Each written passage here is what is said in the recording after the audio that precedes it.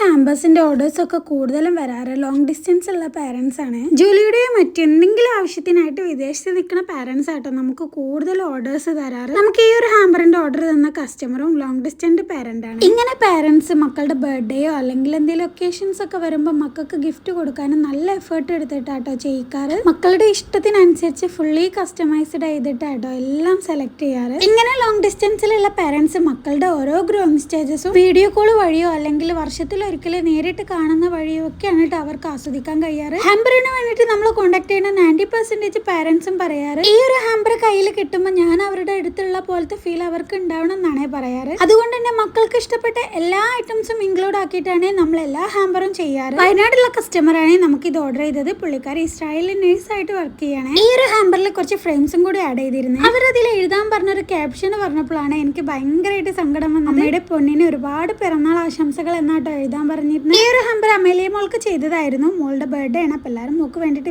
ചില ഐറ്റംസ് ഒക്കെ 2 വീതം വെച്ചിട്ടുണ്ട്. മോൾക്കൊരു സിസ്റ്ററും കൂടി ഉണ്ട്, അവക്കും കൂടി വേണ്ടിയിട്ടായിരുന്നു. അപ്പൊ നമ്മൾ കഴിഞ്ഞ ഗിവ് അവേന്റെ വിന്നറെ അടുത്ത ഗിവ് അവേന്റെ വീഡിയോ ഇടുമ്പോൾ അനൗൺസ് ചെയ്യും.